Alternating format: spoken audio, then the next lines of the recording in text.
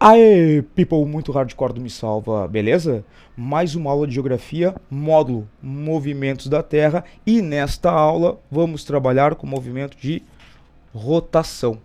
Tranquilo? Bom, lembrando que movimento de rotação, movimento que a Terra realiza em torno do seu próprio eixo, tá aqui ele, movimento de rotação, norte, sul, sentido do movimento de rotação, de oeste para leste. Olha aqui, ó, movimento sempre de oeste para leste. Isso é importante, né? Depois a gente vai ver numa outra aula que, em função desse movimento de rotação, as horas acabam sendo mais adiantadas para leste, mais atrasadas para oeste. Dá uma olhadinha na nossa aula sobre fusos horários que tu vai ver isso aí. Tranquilo? Bom, olha aqui, movimento de rotação em torno do seu eixo, movimento da Terra em torno do seu eixo, sentido de oeste para leste. E qual é a duração desse movimento de rotação?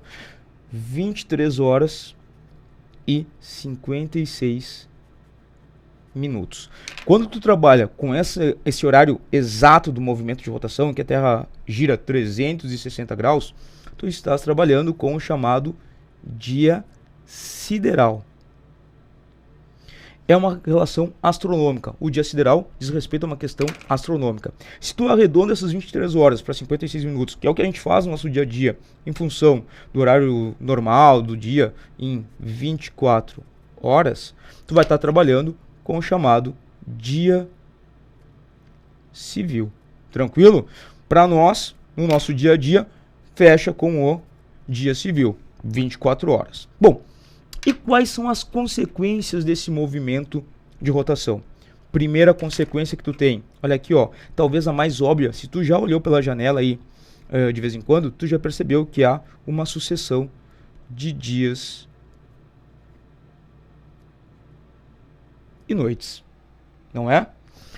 Dia, noite, e assim infinitamente. Claro, meu querido, a Terra está girando, tu tem um lado da Terra iluminado pelo Sol, o outro lado está na parte sombreada, dia, noite. À medida que a Terra vai rotando de oeste para leste, cada parte da superfície terrestre vai passando pela parte iluminada e passando pela parte escura, sucessão de dias e noites. Outra consequência importante que tu tem aqui, olha aqui, achatamento.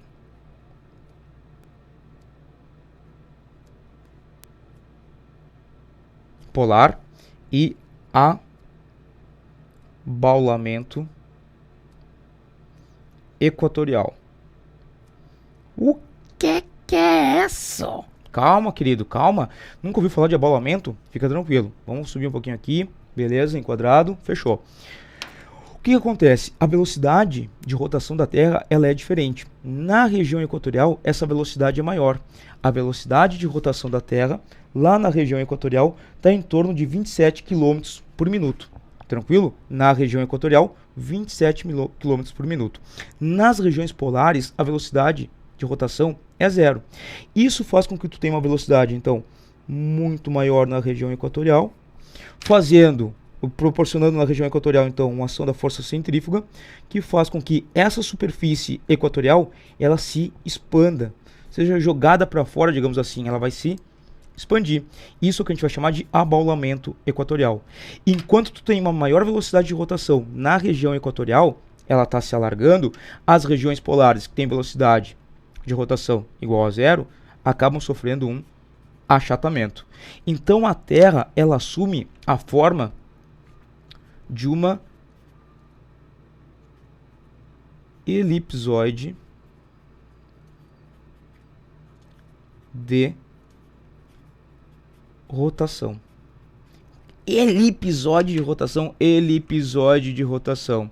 Chuchu, elipsoide de rotação é essa forma elíptica da Terra em função do movimento de rotação. Ela não é essa bolinha perfeita que eu coloquei ali para vocês. Não, ela tem uma forma totalmente aleatória, totalmente deformada. Muito em função, melhor dizendo, do movimento de rotação. Show? Bom, falamos ali duas consequências importantes do movimento de rotação.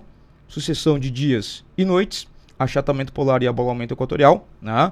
E há um terceiro efeito, uma terceira consequência muito mais interessante, que é a seguinte, o famoso efeito de Coriolis, ou efeito de Coriolis. O que acontece? Em função desse movimento da Terra, lembra, de oeste para leste, tanto as massas de água quanto as grandes porções de ar da superfície terrestre, ao se deslocarem, vão acabar sofrendo uma influência direta desse movimento. Como assim? A Terra está girando de oeste para leste, perfeito? Ok.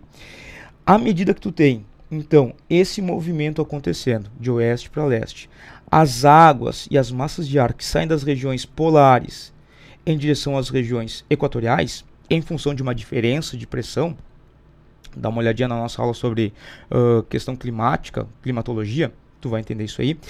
Em função dessa mudança de pressão, dessa diferença de pressão, saem as massas de ar e as correntes marítimas e as massas de água saem em direção à região equatorial. Sempre vão sair das áreas de alta pressão, onde é mais frio, portanto nos polos, em direção a uma área mais quente de baixa pressão, região equatorial. No que ele faz esse movimento, ele não vai se dar em uma linha reta. Pelo movimento de rotação, acaba sofrendo uma deflexão em direção ao oeste, tanto no hemisfério sul quanto no hemisfério norte. Tranquilo?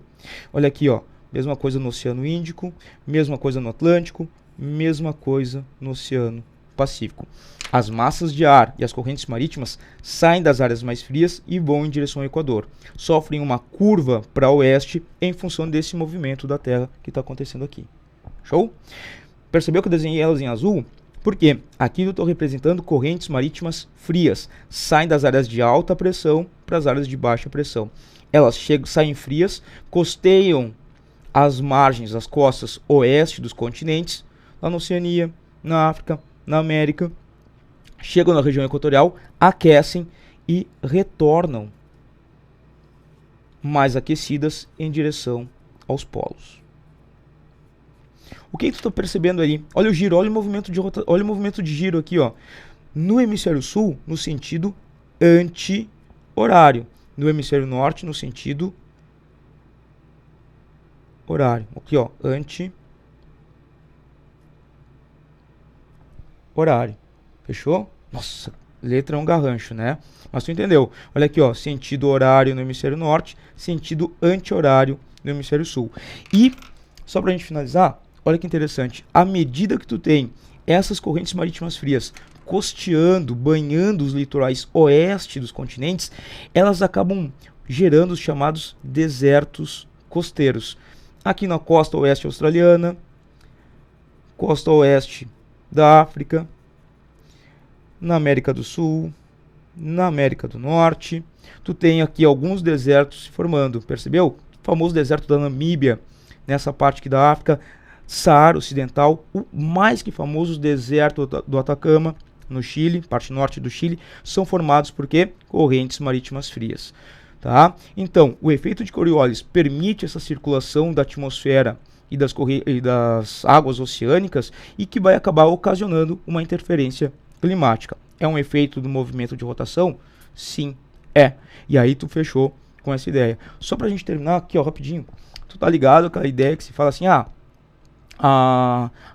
em que direção gira a água lá do teu vaso sanitário, quando tu dá descarga, gira no hemisfério sul, gira no sentido anti-horário, no hemisfério norte gira no sentido horário, né? Tu tá ligado nisso? Cara, isso não é verdade. O volume de água lá da água do teu vaso é muito pequeno, então não sofre influência do efeito de Coriolis. O efeito de Coriolis ou de Coriolis vai ter uma influência muito mais ampla, vai ter uma influência apenas em grandes volumes ou de ar, portanto massas de ar, grandes porções do ar atmosférico, ou em grandes porções de água, correntes marítimas, porções de água oceânica. Fechou? É isso aí. Galera, tudo de bom, bons estudos e até a próxima aula.